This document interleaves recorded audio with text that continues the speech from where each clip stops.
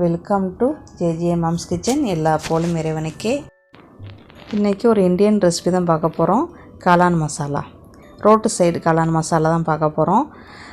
ரொம்ப பேருக்கு இந்த ரெசிபி வந்து தெரிய வாய்ப்பு இருக்குது. முக்கியமாக இந்த ஊரில் இருக்கிறவங்களுக்கு இந்த ரெசிபி தெரிய வாய்ப்பு இல்லை ஃப்ரெண்ட்ஸ். சரியா, அதுக்கு தான் நான் இந்த ஒரு சின்ன ஒரு வீடியோ. காளான் மசாலா செய்கிறது ரொம்ப ஈஸி. ஈவினிங் ஸ்நேக்காக நம்ம சாப்பிட்லாம். நல்லா காரசாரமாக ஒரு டீ காஃபியோட சாப்பிட ரொம்ப அட்டகாசமாக இருக்கும். கண்டிப்பாக ட்ரை பண்ணி பாருங்கள். பொருள்கள்லாம் ரொம்பலாம் இல்லை, ரொம்ப குறைவான பொருள் தான் ஃப்ரெண்ட்ஸ்.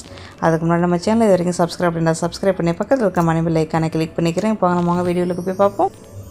1/4 கிலோ மஷ்ரூமை கழுவிட்டு பொடிசாக வெட்டி வச்சுக்கிறேங்க. அதாவது ஒரு மங்கு காளானுக்கு 1 மங்கு கோபீஸ் போடணும். கேபேஜ் போடுங்க. முட்டைக்கோஸு அதையும் பொடிசாக சாப்பரில் வெட்டி வச்சுக்கிறேங்க, இல்லைன்னா கத்தியில் வெட்டி வச்சுக்கிறேங்க. அப்புறம் உப்பு, அதுக்குள்ளே உப்பு போட்டு நல்லா பிரட்டிக்கிறேங்க. இப்போ மிளகாத்தூள் ஒரு பெரிய ஸ்பூனில் 1 ஸ்பூனு, மிளகுத்தூள் ஒரு 1/2 ஸ்பூனு, கரம் மசாலா ஒரு சின்ன ஸ்பூனு, இறைச்சித்தூள் ஒரு சின்ன ஸ்பூனு, இவ்வளோ தான் மசாலா போட்டு எல்லாத்தையும் மிக்ஸ் பண்ணிக்கிறேங்க. நம்ம மஷ்ரூமும் முட்டைக்கோசெல்லாம் நம்ம கழுவி இருக்கிறதுனால நம்ம வந்து தண்ணிலாம் யூஸ் பண்ண வேண்டியதில்லை ஃப்ரெண்ட்ஸ். தண்ணியே தேவையே இல்லை. இதை வந்து இந்த பக்கோடா வந்து 2-3 மாதிரி செய்யலாம். வடை மாதிரி செய்யலாம், போண்டா மாதிரி செய்யலாம், பக்கோடா மாதிரி செய்யலாம். நான் உங்களுக்கு கண்டிப்பாக செய்யும்போது சொல்கிறேன்.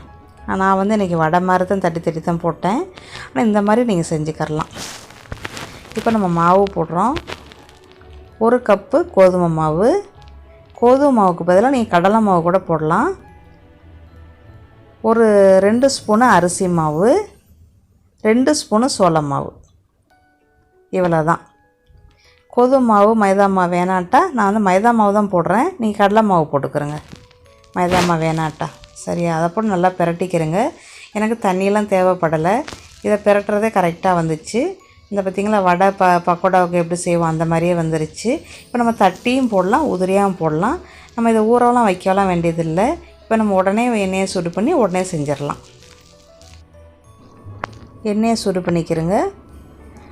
இந்த போடுற விதம் அப்படின்டா, ஒன்று வடை மாதிரியும் தட்டி போடலாம், இல்லைன்னா பக்கோடாவை எப்படிமா அப்படியே புழுன்னு போடுவோம். அந்த மாதிரி போட்டால் ரொம்ப ஈஸி. நம்ம பிக்க வேண்டியதில்லை.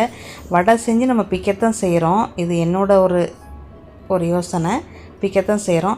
நம்ம அப்படியே பக்கோடா மாதிரி அப்படியே உதிரியை அப்படியே விரல்லையே வச்சு அப்படியே போட்டோம்னா நம்ம வந்து அந்த வடையை வந்து பிக்க வேண்டியதில்லை ஃப்ரெண்ட்ஸ். இந்த மாதிரி வடை மாதிரி செஞ்சு பிள்ளைகளுக்கு கொடுக்குறதா இருந்தால் நம்ம இப்படி போடலாம். சரியா, இவ்வளோ தான் இதுக்குள்ள டிப்ஸு. நம்ம எப்படி வாழைப்பூட பக்கோடாலாம் செஞ்சோம் அந்த மாதிரி கூட நம்ம போடலாம். புருண்டு கூட போடலாம். அப்படியே பொடிசாக அப்படியே கையிலே அப்படியே வச்சு போடலாம் ஃப்ரெண்ட்ஸ். அப்போ நம்ம அதை வந்து ரொம்ப பிக்க வேண்டியதில்லை. இந்த வடையை செஞ்சு நம்ம பிச்சுத்தான் நம்ம வந்து மசாலா செய்கிறோம். மசாலா செய்யாமல் வெறும் வடை மாதிரி கொடுக்குறீங்க அப்படின்னா இப்படி செய்யலாம். ஆனால் இந்த மாதிரி சில்லி சாஸ் வச்சு சாப்பிட்டா ரொம்ப அருமையாக இருக்கும். நம்மளுக்கு மசாலா கூட தேவையே இல்லை. ஆனால் இது இப்போ காளான் மசாலானால நம்ம கண்டிப்பாக மசாலா தான் செய்யணும். ஒரு நாளைக்கு பிள்ளைகளுக்கு இப்படி வடை மாதிரி செஞ்சு கொடுங்க ஃப்ரெண்ட்ஸ். ரொம்ப சூப்பராக என்ஜாய் பண்ணி சாப்பிடுவாங்க. ஒரு சில்லி சாஸ் வச்சு கொடுத்துருங்க, அவ்வளோதான். இது இப்படியேவும் சாப்பிட்லாம். இப்போ நம்ம வந்து பிக்கணும், ஆனால் சுடுது. பிச்சாச்சு, பொடிசாக பிச்சு வச்சாச்சு. இப்போ வாங்க நம்ம போய் மசாலா எப்படி செய்யலான்னு வாங்க போய் பார்ப்போம்.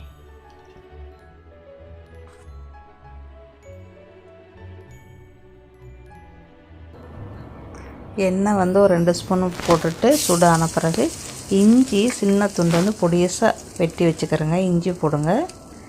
இஞ்சி வந்து நல்லா எண்ணெயில் வந்து நல்லா இறங்கணும். மிளகாயும் அதே மாதிரியே பொடிசாக வெட்டி போடுங்க. ஒரு 2 மிளகா, நீட்ட மிளகா, ஊசி மிளகா போடுங்க. இந்த இஞ்சி வந்து உங்களுக்கு வேணுண்டா போடுங்க ஃப்ரெண்ட்ஸ், இல்லைன்னா தவிர்த்துக்கிறேங்க. இல்லைன்னா இஞ்சி பூண்டு பேஸ்ட்டு கூட நீங்கள் 1 ஸ்பூன் போடலாம். நல்லா அந்த எண்ணெயில் வந்து அது நல்லா பொன்னிறமாக நல்லா இறங்கணும். அப்போ தான் நம்மளுக்கு வாயில் படாது. இப்போ வந்து வெங்காயம் 1 கப்பு போடுங்க. என்கிட்ட இருக்கிறது வந்து வெள்ளை வெங்காயம் தான் இருக்குது, அந்த மஞ்சள் கலர் வெங்காயம், அதை தான் நான் யூஸ் பண்ணுறேன். நீங்கள் நார்மலான வெங்காயம் இருந்தால் 1 கப்பு போடுங்க. ஒரு வெங்காயத்தை எடுத்து சின்னதாக வெட்டிக்கிறேங்க. அப்புறம் வெங்காயம் வெந்துக்கிட்டு இருக்கையிலேயே தக்காளியை போடுங்க. தக்காளியும் போட்டு வதக்கி விடுங்க. வதக்கிட்டு இருக்கையிலேயே கொஞ்சமாக உப்பு போட்டுக்கிறோங்க. உப்பு வந்து உங்கள் ரசனைக்கு போட்டுக்கிறங்க ஃப்ரெண்ட்ஸ்.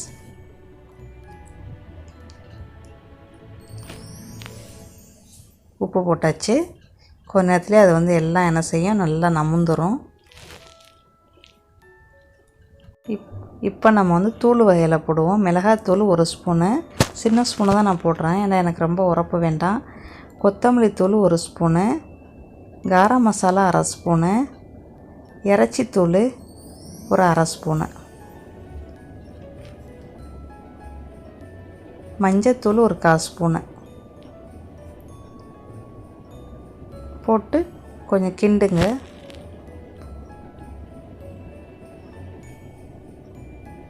கிண்டிட்டு கொஞ்சமாக தண்ணி ஊற்றுங்க. ஒரு 50 மில்லி தண்ணி ஊற்றுங்க. அந்த மசாலா கொஞ்ச நேரம் வேகட்டும்.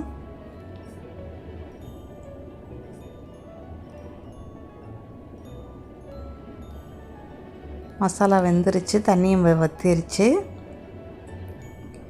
இப்போ நம்ம என்ன செய்யணும்,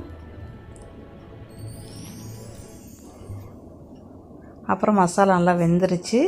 இப்போ வந்து சில்லி சாஸ் 1 ஸ்பூன் போடுங்க. நீங்கள் சில்லி சாஸோ இல்லைன்னா டொமேட்டோ சாஸ் என்ன இருக்குதோ நீங்கள் அதை போடலாம். அப்புறம் சோயா சாஸ் 1 ஸ்பூன் போடுங்க. இது ரெண்டுமே, இந்த சாஸ் ரெண்டுமே தேவைண்டா தான் போடணும், இல்லைண்டா தவிர்த்துக்கிறங்க. அது போடாமே ரொம்ப டேஸ்ட்டாக தான் இருக்கும். இது போடணுங்கிற அவசியம் கூட இல்லை. உங்கள் வீட்டில் இருந்தால் இது ரெண்டையும் போடுங்க. அவ்வளோதான். இப்போ வந்து சோள மாவு வந்து 1 ஸ்பூனை போட்டு கரைச்சி வச்சுருக்கிறேன்.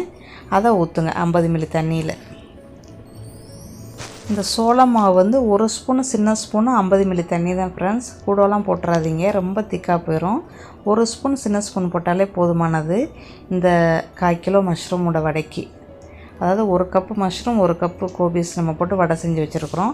இந்த பக்கோடா வடை வந்து ரொம்ப சூப்பராக இருக்கும். இந்த மாதிரி கூட மசாலா இல்லாமல் கூட நம்ம குட்டீஸுகளுக்கு கொடுக்கலாம். இந்த மசாலா போட்டது வந்து குட்டீஸெல்லாம் சாப்பிட முடியாது, ஏன்னா ரொம்ப காரசாரமாக இருக்கும். பெரிய ஆளுங்க காரசாரத்தை விரும்புகிறவங்க அதை சாப்பிட்லாம்.